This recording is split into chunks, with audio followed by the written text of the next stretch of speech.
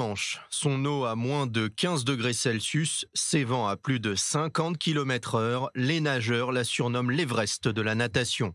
Un sommet aquatique que rêve de traverser Daniel Katsir.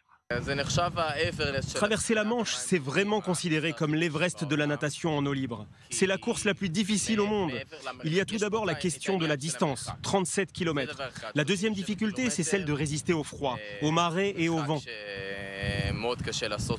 Pour triompher des éléments et devenir le premier Israélien à traverser la mer qui sépare la France de l'Angleterre, Daniel s'entraîne comme un forcené depuis 1 an. Préparation physique et préparation mentale.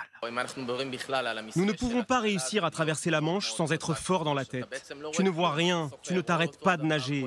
Tu penses même que la France n'est qu'à quelques encablures, mais en réalité c'est presque 3, 4, voire 5 heures de nage. Ça peut être déprimant et on peut vite renoncer. Il faut un mental d'acier et surtout savoir respirer. 2 qualités acquises par Daniel dès sa plus tendre enfance. À peine âgé de 3 ans, le natif de Haïfa enchaîne les longueurs dans cette piscine du Maccabi, le grand club de la ville du nord d'Israël.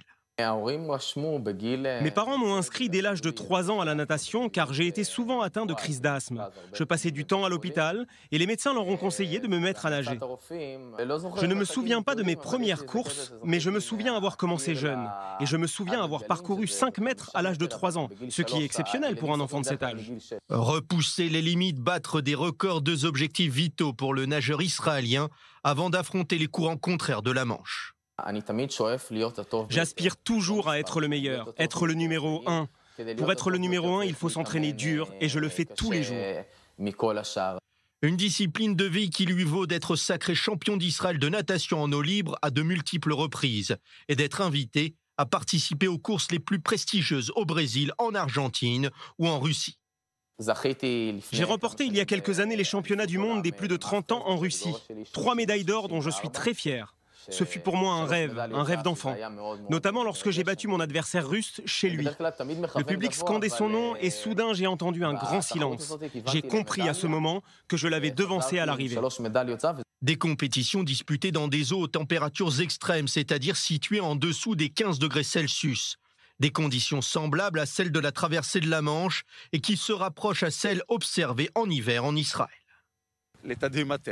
J'ai connu Daniel il y a 8 ans, un jour de tempête d'hiver à Haïfa. Un jour, à notre grande surprise, il est parvenu à nager contre les courants déchaînés d'une mer totalement démontée. Personne ne peut généralement nager dans ces conditions. Pourtant, il est parvenu à le faire sur 70 mètres. C'était prodigieux. Mais début septembre, date de sa traversée, il lui faudra faire beaucoup plus.